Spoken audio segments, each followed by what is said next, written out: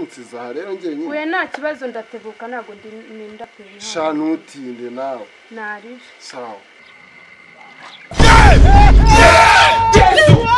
Ubundi wakwe mu nzira nk'ukorofera wo. Kumbaganira. Wayagenda manje. Nakubwiye ko anga atari kwa so kuva kare kose. Ase waje uyoroshye.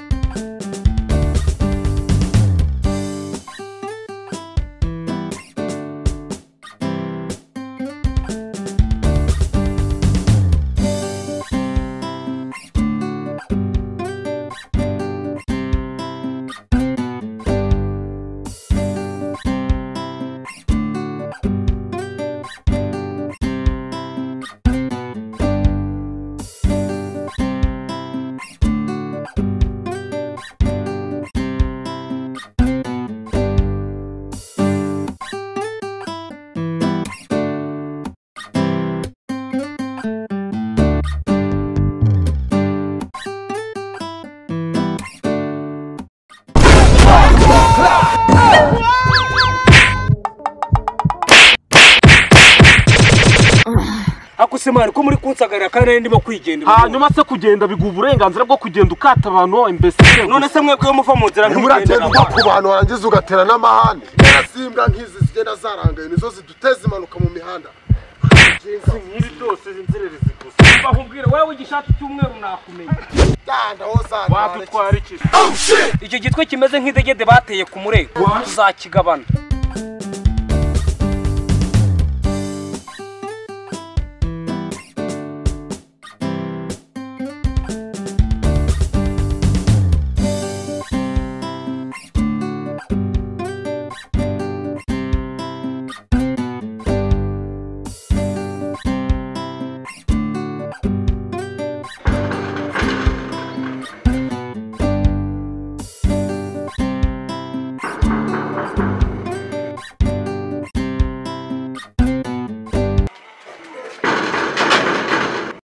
Ose wakigabo kurimo kuza dukomangira udusakuriza urugi n'urwaswa. Nese bro urugo rwanyu ntirugendwa n'abashitsi.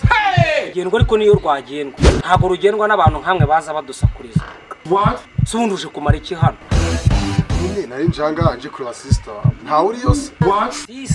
Sister se n'uwaswa ubundi suje kumushakira iki? Nyine naramuhamagaye mubwira ko nzaza kumusura ahubwo se ariyo uhari kandi nari maze kuvugana nakubwiye ngo yewe ntawe uhari genda hangana nakubwiye ngo hangana ntabwo ari kwaza ako se hari ngo tuvire ku gipangu genda mani Ariko se ibintu birimo kubera hano hano. Sister no se ntabwo ari iki gishumba kiri kuza cyita ngo ni umushyitsi wawe. Bro uyu ni urimo kwita umushumba ubwo nta soni ufite. Batashereka ari winjira. Yesu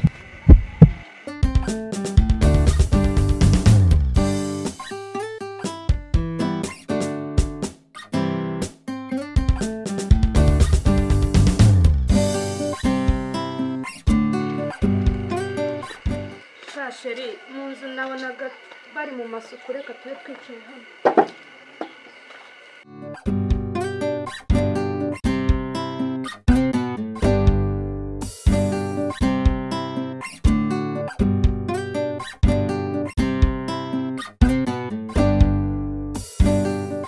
Siyomeze neza n'iki n'iki. Sinakurusha rwose. Ako Sheri. Uba wakinze. Nabirenze ariko. Ariko Sheri urazi se hari akantu nyine natumye ku muhanda reka ngereyo mu kanya ariko ndaza mu minota itarenze itatu. Uvuga ngo unsiza aha rero njye nyine. Uye nta kibazo ndateguka ntago ndinda pe. Sha ntutinde nawe. Narije. Sawa.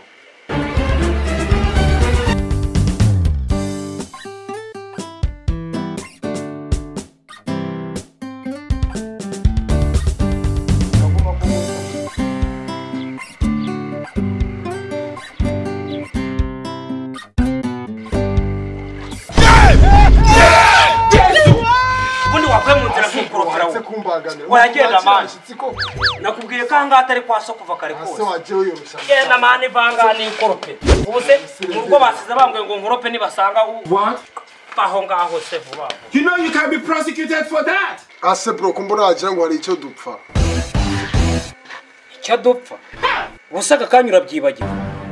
ibintu wankoreye duhuriye ku gasantere cyangwa rozi ko ntazakubona nanjye ahubwo uragira n'ibyo ubwira sister nahita nko Yesu! najanje gusura sheri none aho kunyakira neza ahisa nsiga no kunsiga musaza ndorera yavuye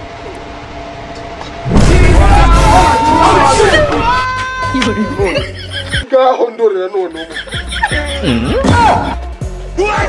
ako probably ibintu nkoreye ugeretseho no kumenaho ifuro ry'isabune Yesu!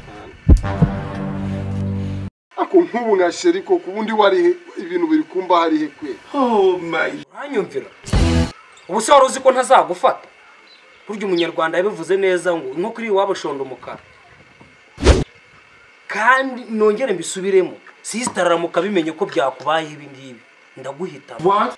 ukanga wicaye nakubwiye ko atari iwanyu hanyumva Punta!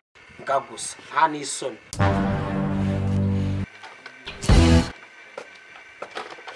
Yesu we! Byose sheri bigenze bite kusa gutya?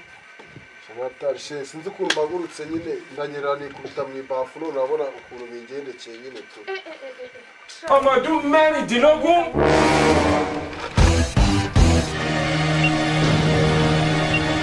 Yesu umushyitsi mani we ntabwo mu rugo bari buguhe ibiryo agenda mani ukoreye ikimana. Oh my days. Kaka Josi, no, she what? Hey! I hear me, me, by me. She's what?